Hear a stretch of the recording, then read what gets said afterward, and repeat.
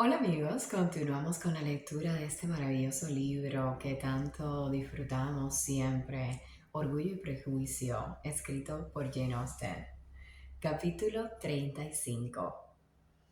Elizabeth se despertó a la mañana siguiente con los mismos pensamientos y cavilaciones con que se había dormido. No lograba reponerse de la sorpresa de lo acaecido. Le era imposible pensar en otra cosa. Incapaz de hacer nada, en cuanto desayunó, decidió salir a tomar el aire y hacer ejercicio. Se encaminaba directamente hacia su paseo favorito, cuando recordó que Darcy iba algunas veces por allí. Se detuvo y en lugar de entrar en la finca, tomó otra vereda en la dirección contraria a la calle donde estaba la barrera de Portasco, que estaba aún limitada por la empalizada de Rosings, y pronto pasó por delante de una de las portillas que daba acceso a la finca. Después de pasear 2 o 3 veces a lo largo de aquella parte del camino, le entró la tentación, en vista de lo deliciosa que estaba la mañana, de pararse entre las portillas y contemplar la finca. Las 5 semanas que llevaba en Kent habían transformado mucho la campiña, y cada día verdeaban más los árboles tempranos. Se disponía a continuar su paseo, cuando vislumbró a un caballero en la alameda que bordeaba la finca. El caballero caminaba en dirección a ella, y Elizabeth, temiendo que fuese Darcy, retrocedió al instante.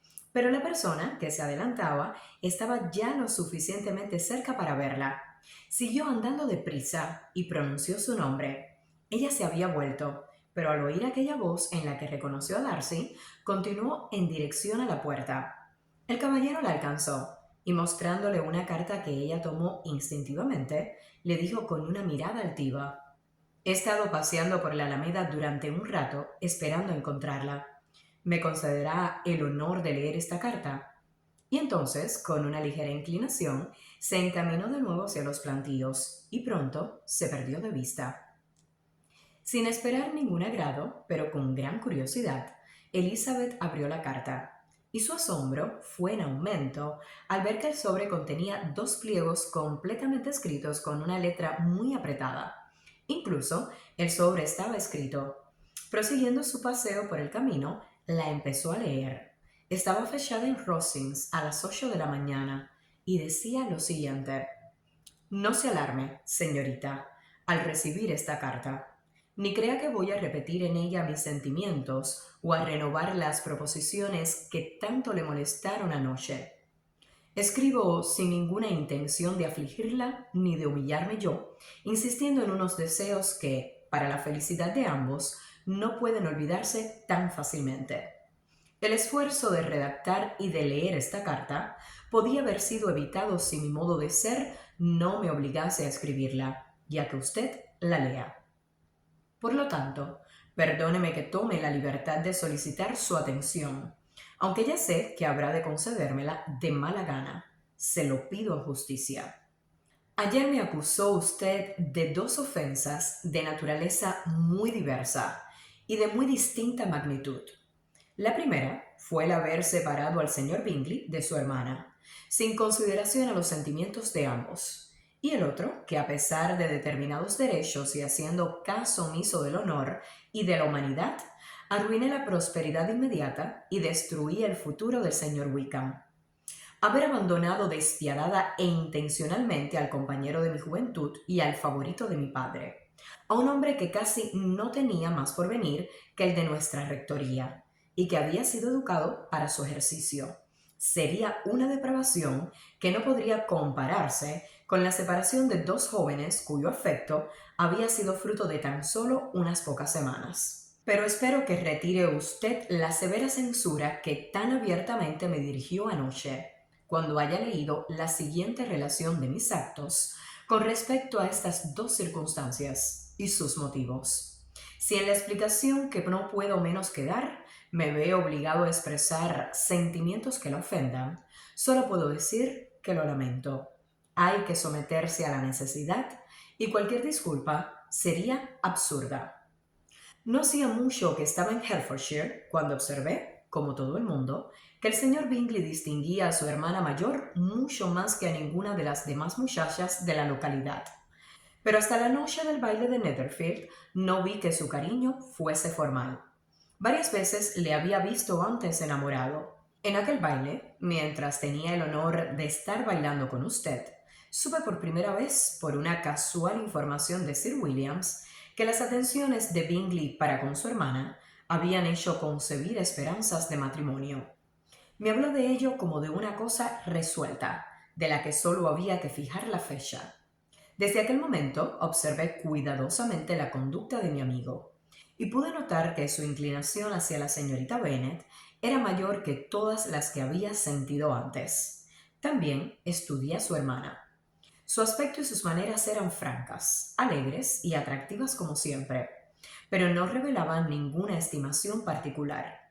Mis observaciones durante aquella velada me dejaron convencido de que a pesar del placer con que recibía las atenciones de mi amigo, no le correspondía con los mismos sentimientos.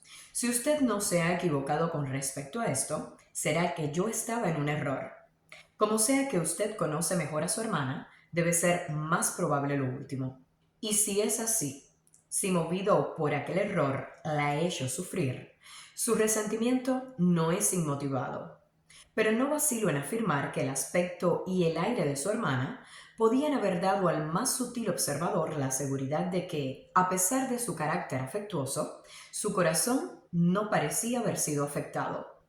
Es cierto que yo deseaba creer en su indiferencia, pero le advierto que normalmente mis estudios y mis conclusiones no se dejan influir por mis esperanzas o temores.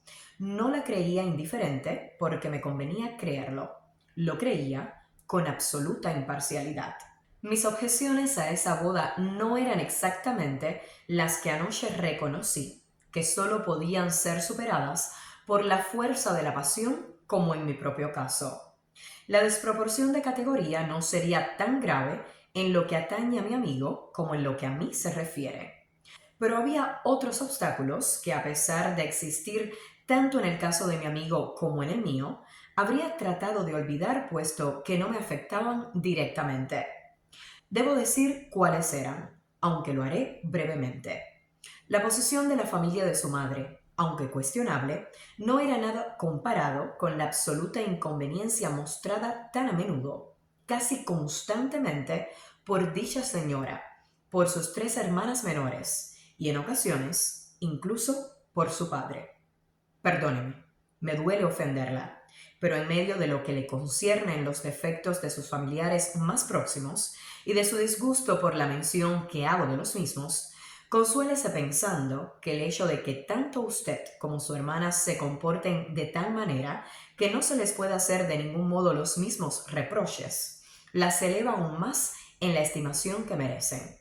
Solo diré que con lo que pasó aquella noche se confirmaron todas mis sospechas y aumentaron los motivos que ya antes hubieran podido impulsarme a preservar a mi amigo de lo que consideraba como una unión desafortunada. Bingley se marchó a Londres al día siguiente, como usted recordará, con el propósito de regresar muy pronto. Falta ahora explicar mi intervención en el asunto. El disgusto de sus hermanas se había exasperado también, y pronto descubrimos que coincidíamos en nuestras apreciaciones. Vimos que no había tiempo que perder si queríamos separar a Bingley de su hermana, y decidimos irnos con él a Londres. Nos trasladamos allí y al punto me dediqué a hacerle comprender a mi amigo los peligros de su elección. Se los enumeré y se los describí con empeño. Pero aunque ello podía haber conseguido que su determinación vacilase o se aplazara, no creo que hubiese impedido al fin y al cabo la boda, a no ser por el convencimiento que logré inculcarle de la indiferencia de su hermana. Hasta entonces Bingley había creído que ella correspondía a su afecto con sincero, aunque no igual interés. Pero Bingley posee una gran modestia natural y además cree de buena fe que mi sagacidad es mayor que la suya. Con todo, no fue fácil convencerle de que se había engañado. Una vez convencido, el hacerle tomar la decisión de no volver a Hertfordshire fue cuestión de un instante. No veo en todo esto nada vituperable contra mí. Una sola cosa en todo lo que hice me parece reprochable: el haber accedido a tomar las medidas procedentes para que Bingley ignorase la presencia de su hermana en la ciudad.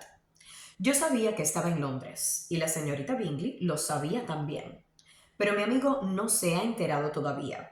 Tal vez, si se hubiesen encontrado, no habría pasado nada, pero no me parecía que su afecto se hubiese extinguido lo suficiente para que pudiese volver a verla sin ningún peligro. Puede que esta ocultación sea indigna de mí, pero creí mi deber hacerlo. Sobre este asunto no tengo más que decir ni más disculpa que ofrecer. Si he herido los sentimientos de su hermana, ha sido involuntariamente. Y aunque mis móviles puedan parecerle insuficientes, yo no los encuentro tan condenables. Con respecto a la otra acusación más importante de haber perjudicado al señor Wickham, solo la puedo combatir explicándole detalladamente la relación de ese señor con mi familia. Ignoro de qué me habrá acusado en concreto, pero hay más de un testigo fidedigno que pueda corroborarle a usted la veracidad de cuanto voy a contarle. El señor Wickham es hijo de un hombre respetabilísimo, que tuvo a su cargo durante muchos años la administración de todos los dominios de Pemberley, y cuya excelente conducta inclinó a mi padre a favorecerle, como era natural. El cariño de mi progenitor se manifestó, por lo tanto, generosamente en George Wickham, que era su ahijado. Costeó su educación en un colegio y luego en Cambridge, pues su padre, constantemente empobrecido por las extravagancias de su mujer, no habría podido darle la educación de un caballero. Mi padre no solo gustaba de la compañía del muchacho, que era siempre muy salamero, sino que formó de él el más alto juicio y creyó que la iglesia podría ser su profesión, por lo que procuró proporcionarle los medios para ello. Yo, en cambio, hace muchos años que empecé a tener de Wickham una idea muy diferente. La propensión a vicios y la falta de principios que cuidaba de ocultar a su mejor amigo no pudieron escapar a la observación de un muchacho casi de su misma edad, que tenía ocasión de sorprenderle en momentos de descuido que el señor Darcy no veía. Ahora tendré que apenarla de nuevo, hasta un grado que solo usted puede calcular. Pero cualquiera que sean los sentimientos que el señor Wickham haya despertado en usted, esta sospecha no me impedirá desenmascararle, sino al contrario, será para mí un aliciente más. Mi excelente padre murió hace 5 años, y su afecto por el señor Wickham siguió tan constante hasta el fin, que en su testamento me recomendó que le apoyase del mejor modo que su profesión lo consintiera. Si se ordenaba sacerdote, mi padre deseaba que se le otorgase un beneficio capaz de sustentar a una familia a la primera vacante. También le legaba 1000 libras. El padre de Wickham no sobrevivió mucho al mío. Y medio año después de su muerte, el joven Wickham me escribió informándome que por fin había resuelto no ordenarse y que, a cambio del beneficio que no había de disfrutar, esperaba que yo le diese alguna ventaja pecuniaria más inmediata. Añadía que pensaba seguir la carrera de Derecho y que debía hacerme cargo de que los intereses de 1000 libras no podían bastarle para ello. Más que creerle sincero, yo deseaba que lo fuese, pero de todos modos accedí a su proposición. Sabía que el señor Wickham no estaba capacitado para ser clérigo, así que arreglé el asunto. Él renunció a toda pretensión de ayuda en lo referente a la profesión sacerdotal, aunque pudiese verse en el caso de tener que adoptarla, y aceptó 3000 libras. Todo parecía zanjado entre nosotros. Yo tenía muy mal concepto de él para invitarle a Pemberley o admitir su compañía en la capital. Creo que vivió casi siempre en Londres, pero sus estudios de derecho no fueron más que un pretexto. Y como no había nada que lo sujetase, se entregó libremente al ocio y a la disipación. Estuve 3 años sin saber casi nada de él, pero a la muerte del poseedor de la rectoría que se le había destinado, me mandó una carta pidiéndome que se la otorgara. Me decía, y no me era difícil creerlo, que se hallaba en muy mala situación. Opinaba que la carrera de derecho no era rentable y que estaba completamente decidido a ordenarse si yo le concedía la rectoría en cuestión, cosa que no dudaba que haría, pues sabía que no disponía de nadie más para ocuparla. Y por otra parte, no podría olvidar los deseos de mi venerable padre. Creo que no podrá usted censurarme por haberme negado a complacer esta demanda e impedir que se repitiese. El resentimiento de Wickham fue proporcional a lo calamitoso de sus circunstancias, y sin duda habló de mí ante la gente con la misma violencia con que me injurió directamente. Después de esto, se rompió todo tipo de relación entre él y yo. Ignoro cómo vivió, pero el último verano tuve de él noticias muy desagradables. Tengo que referirle a usted algo, ahora, que yo mismo querría olvidar, y que ninguna otra circunstancia que la presente podría inducirme a desvelar a ningún ser humano. No dudo que me guardará usted el secreto. Mi hermana, que tiene 10 años menos que yo, quedó bajo la custodia del sobrino de mi madre, el coronel Fitzwilliam, y la mía. Hace aproximadamente un año salió del colegio y se instaló en Londres. El verano pasado fue con su institutriz a Ramsgate, a donde fue también el señor Wickham expresamente con toda seguridad, pues luego supimos que la señora Young y él habían estado en contacto. Nos habíamos engañado, por desgracia, sobre el modo de ser de la institutriz. Con la complicidad y ayuda de esta, Wickham se dedicó a seducir a Georgiana, cuyo afectuoso corazón se impresionó fuertemente con sus atenciones. Era solo una niña, y creyendo estar enamorada consintió en fugarse. No tenía entonces más que 15 años, lo cual le sirve de excusa. Después de haber confesado su imprudencia, tengo la satisfacción de añadir que supe aquel proyecto por ella misma. Fui a Ramsgate y le sorprendí un día o dos antes de la planeada fuga. Y entonces Georgiana, incapaz de afligir y de ofender a su hermano, a quien casi quería como un padre, me lo contó todo. Puede imaginar usted cómo me sentí y cómo actué. Por consideración al honor y a los sentimientos de mi hermana, no di un escándalo público, pero escribí al señor Wickham, quien se marchó inmediatamente. La señora Young, como es natural, fue despedida en el acto. El principal objetivo del señor Wickham era, indudablemente, la fortuna de mi hermana, que asciende a 30.000 libras. Pero no puedo dejar de sospechar que su deseo de vengarse de mí entraba también en su propósito. Realmente, habría sido una venganza completa. Esta es, señorita, la fiel narración de lo ocurrido entre él y yo, y si no la rechaza usted como absolutamente falsa, espero que en adelante me retire la acusación de haberme portado cruelmente con el señor Wickham.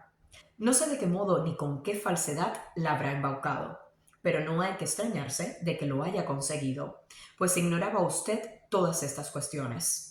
Le era imposible averiguarlas y no se sentía inclinada a sospecharlas. Puede que se pregunte por qué no se lo conté todo anoche, pero entonces no era dueño de mí mismo y no sabía qué podía o debía revelarle. Sobre la verdad de todo lo que le he narrado, puede apelar al testimonio del coronel Fitzwilliam, quien, por nuestro estrecho parentesco y constante trato, y aún más por ser uno de los albaceas del testamento de mi padre, ha tenido que enterarse forzosamente de todo lo ocurrido.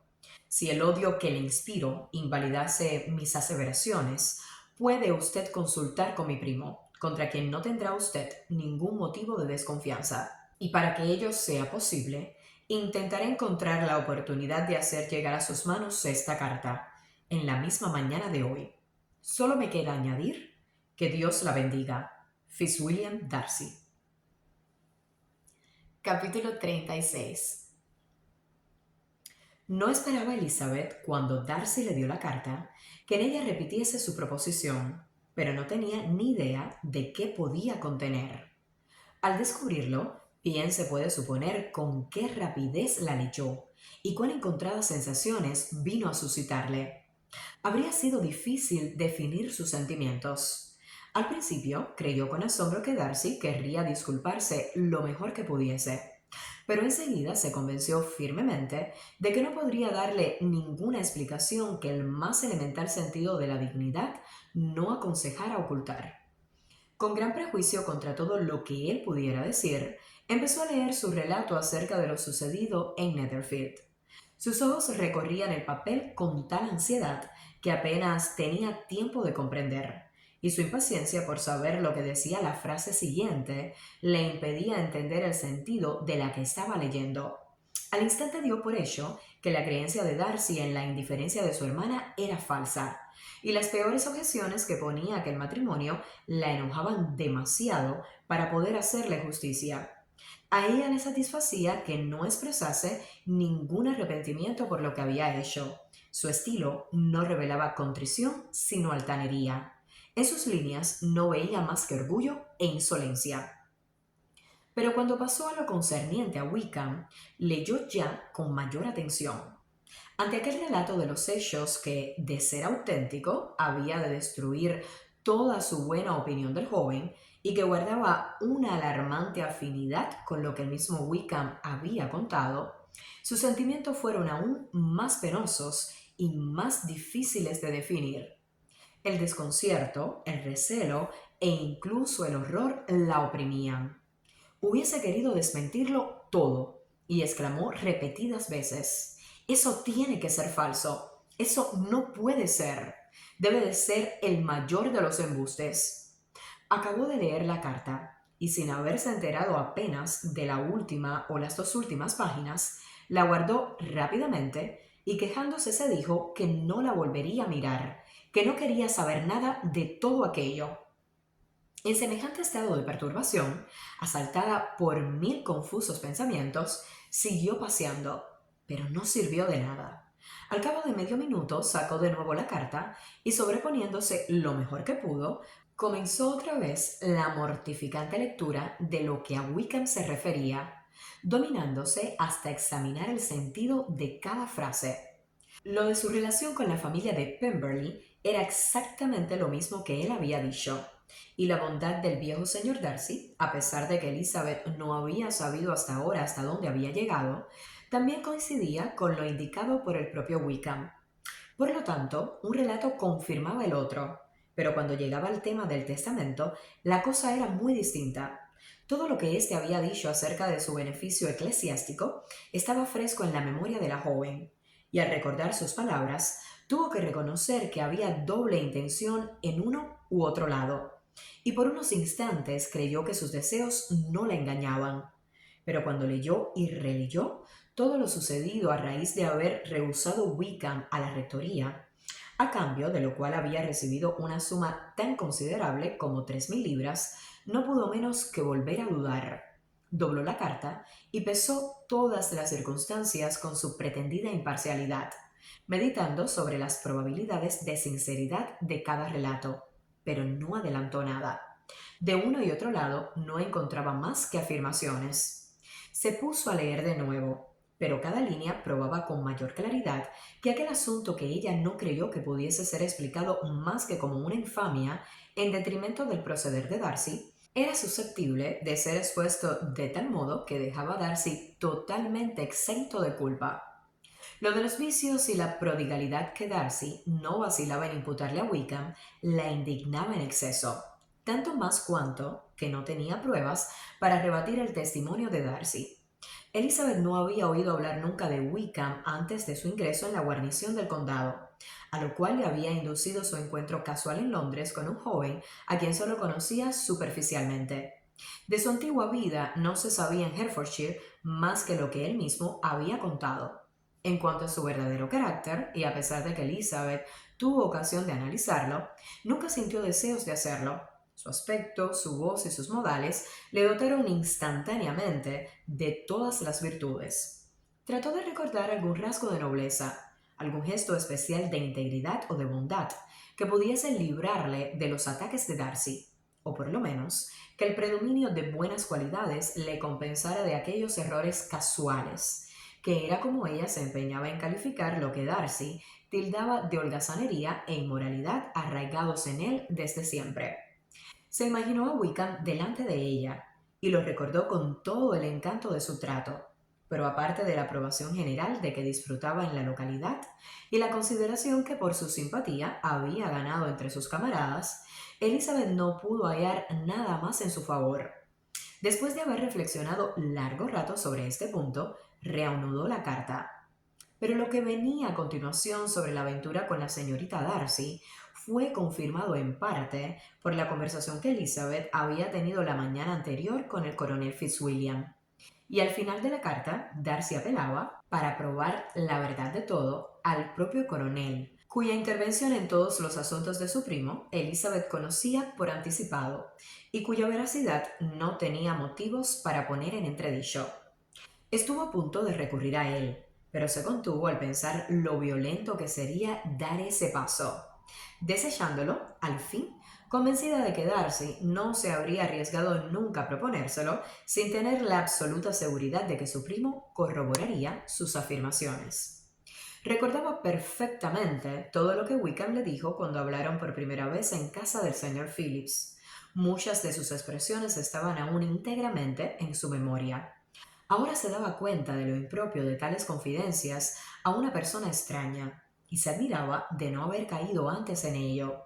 Veía la falta de delicadeza que implicaba el ponerse en evidencia de aquel modo y la incoherencia de sus declaraciones con su conducta.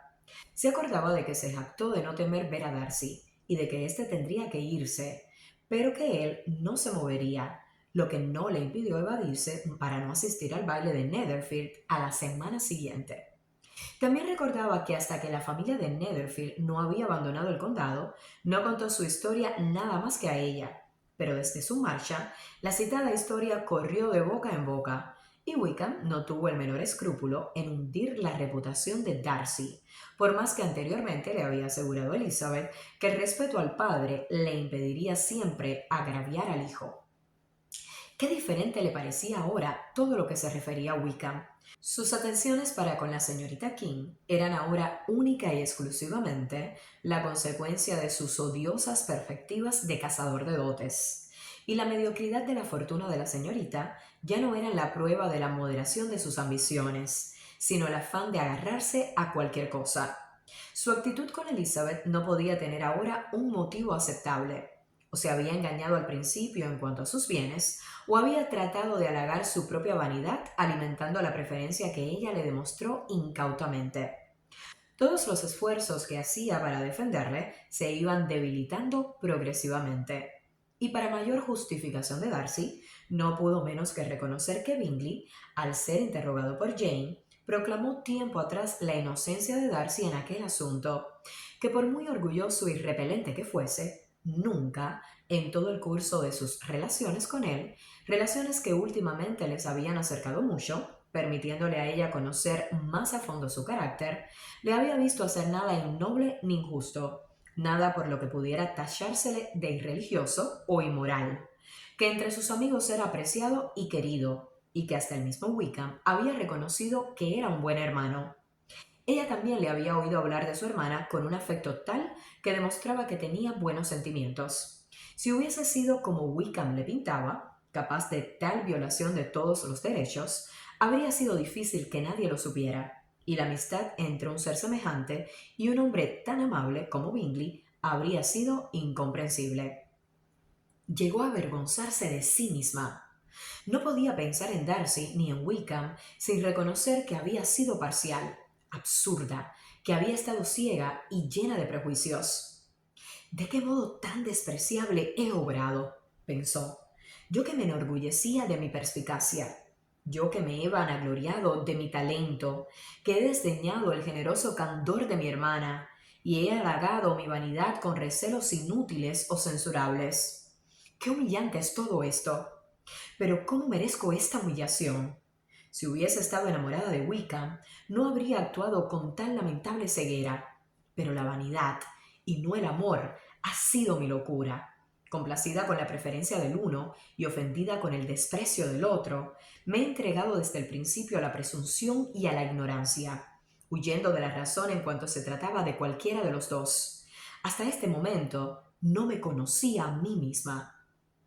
De sí misma a Jane y de Jane a Bingley, sus pensamientos recorrían un camino que no tardó en conducirla a recordar que la explicación que Darcy había dado del asunto de estos le había parecido muy insuficiente, y volvió a leerla. El efecto de esta segunda lectura fue muy diferente. ¿Cómo no podía dar crédito a lo que Darcy decía sobre uno de los puntos, si se había visto forzada a dárselo en el otro? Darcy declaraba haber sospechado siempre que Jane no sentía ningún amor por Bingley, y Elizabeth recordó cuál había sido la opinión de Charlotte. Tampoco podía discutir la exactitud de su descripción de Jane. A Elizabeth le constaba que los sentimientos de su hermana, aunque fervientes, habían sido poco exteriorizados y que la constante complacencia en su aire y maneras a menudo no iba unida a una gran sensibilidad. Cuando llegó a la parte de la carta donde Darcy mencionaba a su familia en términos de tan humillantes, aunque merecidos reproches, Elizabeth sintió verdadera vergüenza. La justicia de sus acusaciones le parecía demasiado evidente para que pudiera negarla, y las circunstancias a las que aludía en particular, como ocurridas en el baile de Netherfield, no le podían haber impresionado a él más de lo que le habían abochornado a ella. El elogio que Darcy les atribuía a ella y a su hermana no le pasó inadvertido. La halagó, pero no pudo consolarse por el desprecio que implicaba para el resto de la familia. Y al considerar que los sinsabores de Jane habían sido en realidad obra de su propia familia, y al reflexionar en lo mal parado que había de quedar el crédito de ambas por aquella conducta impropia, sintió un abatimiento que hasta entonces no había conocido. Después de andar 2 horas a lo largo del camino, dando vueltas a la diversidad de sus pensamientos, considerando de nuevo los hechos, determinando posibilidades y haciéndose paulatinamente a tan repentino e importante cambio, la fatiga y el acordarse del tiempo que hacía que estaba fuera la hicieron regresar a la casa. Entró en ella con el propósito de aparentar su alegría de siempre y resuelta a reprimir los pensamientos que la asediaban, ya que de otra forma no sería capaz de mantener conversación alguna. Le dijeron que los 2 caballeros de Rosings habían estado allí durante su ausencia. Darcy solo por breves instantes, para despedirse, pero que el coronel Fitzwilliam se había quedado 1 hora por lo menos para ver si ella llegaba, y casi dispuesto a ir en su busca. A Elizabeth apenas le afectaba la partida del coronel. En realidad se alegraba. Solo podía pensar en la carta de Darcy.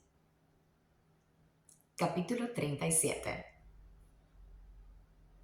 Ambos caballeros abandonaron Rosings a la mañana siguiente.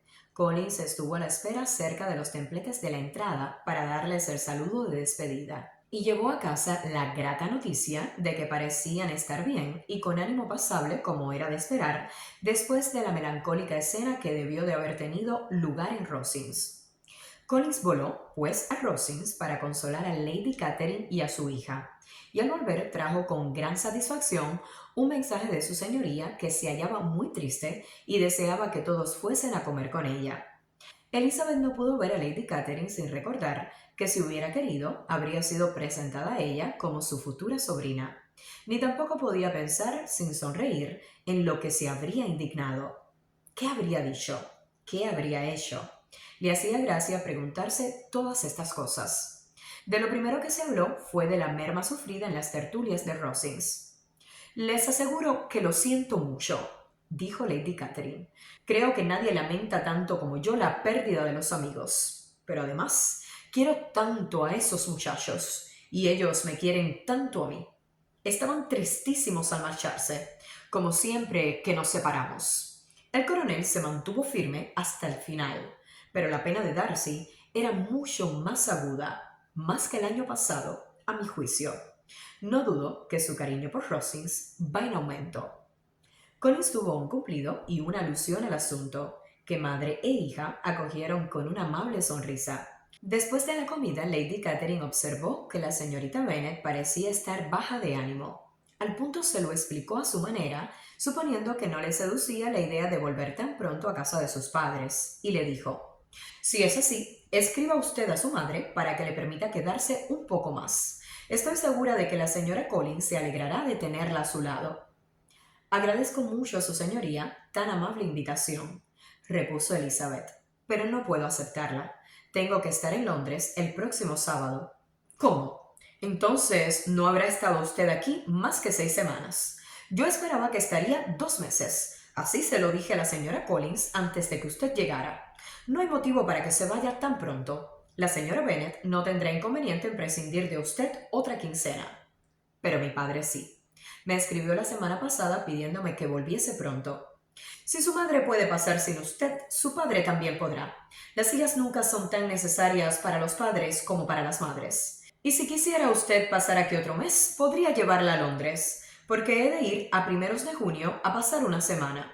Y como a Danson no le importará viajar en el pescante, quedará sitio para una de ustedes. Y si el tiempo fuese fresco, no me opondría a llevarlas a las dos, ya que ninguna de ustedes es gruesa. Es muy amable, señora, pero creo que no tendremos más remedio que hacer lo que habíamos pensado en un principio. Lady Catherine pareció resignarse. Señora Collins, tendrá usted que mandar a un sirviente con ellas. Ya sabe que siempre digo lo que siento, y no puedo soportar la idea de que dos muchachas viajen solas en la diligencia. No está bien. Busque usted la manera de que alguien las acompañe. No hay nada que me desagrade tanto como eso.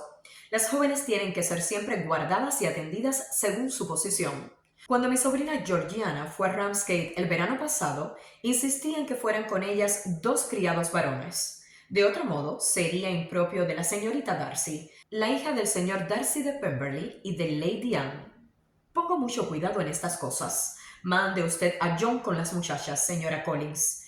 Me alegro de que se me haya ocurrido, pues sería deshonroso para usted enviarlas solas. Mi tío nos mandará un criado. Ah, un tío de ustedes. ¿Con qué tiene criado? Celebro que tengan a alguien que piense en estas cosas. ¿Dónde cambiarán los caballos? Oh, en Bromley, desde luego. Si cita mi nombre en la campana, le atenderán muy bien. Lady Catherine tenía otras muchas preguntas que hacer sobre el viaje, y como no todas las contestaba ella, Elizabeth tuvo que prestarle atención. Fue una suerte, pues de otro modo, con lo ocupada que tenía la cabeza, habría llegado a olvidar dónde estaba. Tenía que reservar sus meditaciones para sus horas de soledad. Cuando estaba sola se entregaba a ellas con su mayor alivio. No pasaba un día sin que fuese a dar un paseo para poder sumirse en la delicia de sus desagradables recuerdos.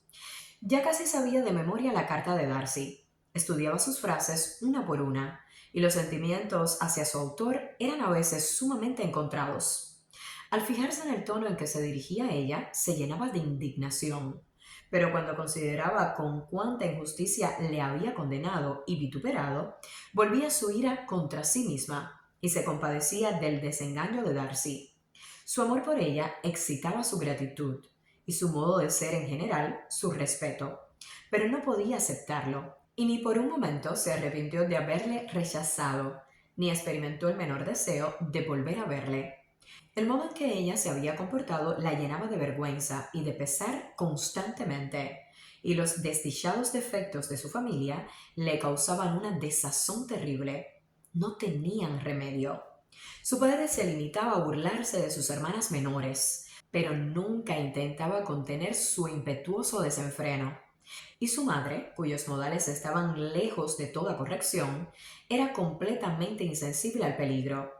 Elizabeth se había puesto muchas veces de acuerdo con Jane para reprimir la imprudencia de Catherine y Lydia, pero mientras las apoyase en la indulgencia de su madre, ¿qué esperanzas había de que se corrigiesen? Catherine, de carácter débil e irritable y absolutamente sometida a la dirección de Lydia, se había sublevado siempre contra sus advertencias, y Lydia, caprichosa y desenfadada, no les hacía el menor caso. Las dos eran ignorantes, perezosas y vanas. Mientras quedara un oficial en Meryton, coquetearían con él, y mientras Meryton estuviese a tan poca distancia de Longbourn, nada podía impedir que siguieran yendo allí toda su vida. La ansiedad por la suerte de Jane era otra de sus preocupaciones predominantes. La explicación de Darcy, al restablecer a Bingley en el buen concepto que de él tenía previamente, le hacía darse mejor cuenta de lo que Jane había perdido. El cariño de Bingley era sincero, y su conducta había sido intachable si se exceptuaba la ciega confianza en su amigo. Qué triste, pues, era pensar que Jane se había visto privada de una posición tan deseable en todos los sentidos, tan llena de ventajas y tan prometedora en dichas, por la insensatez y la falta de decoro de su propia familia. Cuando todo esto se añadía al descubrimiento de la verdadera personalidad de Wickham, se comprendía fácilmente que el espíritu jovial de Elizabeth, que raras veces se había sentido deprimido, hubiese decaído ahora de tal modo que casi se le hacía imposible aparentar un poco de alegría. Las invitaciones a Rosings fueron tan frecuentes durante la última semana de su estancia en Hunsford como al principio. La última velada la pasaron allí, y su señoría volvió a hacer minuciosas preguntas sobre los detalles del viaje. Les dio instrucciones sobre el mejor modo de arreglar los baúles e insistió tanto en la necesidad de colocar los vestidos del único modo que tenía por bueno, que cuando volvieron a casa, María se creyó obligada a deshacer todo su trabajo de la mañana y tuvo que hacer de nuevo el equipaje. Cuando se fueron, Lady Catherine se dignó desearles feliz viaje y las invitó a volver a Hansford al año siguiente. La señorita de Burgh llevó su esfuerzo hasta la cortesía de tenderles la mano a las dos. Si estás disfrutando la lectura de este libro conmigo, por favor dale me gusta al video para que yo pueda saberlo y también suscríbete al canal y así podemos continuar este viaje, este hermoso recorrido juntos. Gracias.